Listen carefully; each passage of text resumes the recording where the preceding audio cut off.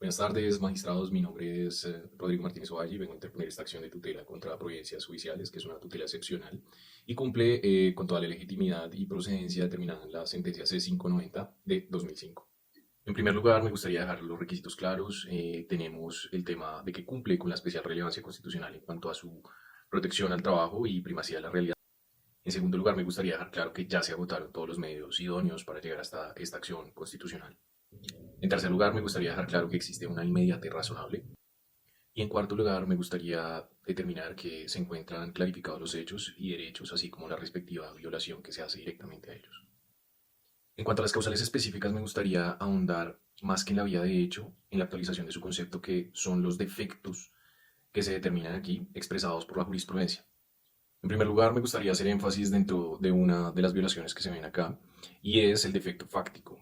¿Por qué? Porque hay una omisión y falta de valoración dentro de las pruebas, hay una valoración defectuosa dentro de esas pruebas que van a ser determinantes. Por otro lado, me gustaría hincar dentro del defecto sustantivo, ya que hay una aplicación irrazonable de la norma y también hay una desconexión con el caso. Lo anterior, dicho claramente, con la desconexión del precedente constitucional, de ese desconocimiento que se da frente a esto. Ahora me gustaría hacer un análisis respecto de los antecedentes y petitum. La parte actora es una fisioterapeuta que se encarga de prestar servicios OPS por más de 4 años en actividades misionales del CAMU de Purísima de Córdoba. Como consecuencia de ello, el Ministerio Público pide confirmar en primera instancia por la prestación continuada de estos servicios. La sección segunda del Consejo de Estado lo que hace es que determina si se probó, centra el problema en si se probó o no la subordinación o dependencia continuada para poder determinar el contrato de realidad, pero desafortunadamente no lo aprueba, lo desvirtúa y niega en este caso. En este caso me gustaría analizar la prueba reina y es el testimonio del gerente o el coordinador. En este caso la parte actora tenía muchas características en cuanto a su relación. La primera era que cumplía horario, la segunda era que era supervisada, la tercera era que tenía ejercicios de coordinación con la enfermera y jefe, la cuarta era que trabajaba en la sala especial del CAMU y la quinta era que los instrumentos eran en su gran mayoría provisionados en sede. Entonces, ¿qué nos indica esto? Nos indica dirección funcional, inserción organizacional y también un claro ejemplo de control en este caso. Entonces, la decisión que cuestionamos acá es porque si tiene una prestación personal y remuneración, la sentencia niega la subordinación y por ende el contrato realidad.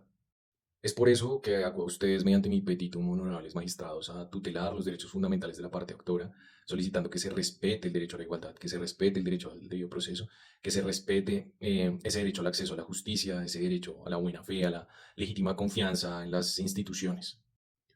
Por esta razón solicitamos dejar sin efecto la tutela del 4 de octubre de 2018 y en este caso solicitar a la autoridad judicial o quien haga sus veces proferir un nuevo fallo donde juiciosamente haga un análisis de todo el acervo probatorio e inclusive de todos los precedentes constitucionales respecto de la primacía de la realidad y el contrato realidad en este caso. Todo bajo que los defectos que nombramos de la sentencia C509 del 2005. Ahora bien, mi sustento de esta fase dentro de lo que es el marco normativo en cuanto a procedencia y estándares va justificado respecto de la procedencia de estos defectos o mal llamadas vías de hecho, que ya expliqué inicialmente en la apertura, y adicionalmente me gustaría hacer énfasis en el estándar del contrato realidad en materia del sector público. Como lo veníamos diciendo ahorita, analicemos los elementos para poder definir qué es un contrato realidad. Entonces, tenemos un tema de la prestación personal, la subordinación y la remuneración en este caso.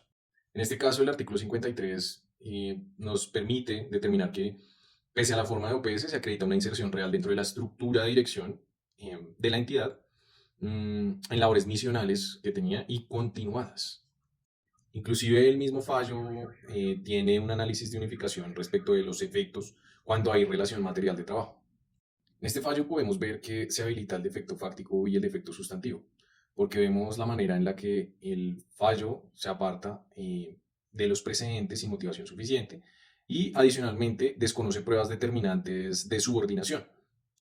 Entonces, concretamente, estamos hablando de que hay un defecto fáctico con una dimensión negativa por el tema de los horarios y la supervisión, que ya habíamos hablado anteriormente, la inserción organizacional, tenemos el desconocimiento del precedente, como lo acabamos de decir, del precedente constitucional y de unificación. Tenemos el tema del defecto sustantivo, que es la aplicación irrazonable de la norma en este caso. Y por último, tendríamos como cuarto cargo, podemos decirlo de alguna manera, la violación directa de la Constitución. ¿Sí? En síntesis, la violación a los derechos fundamentales.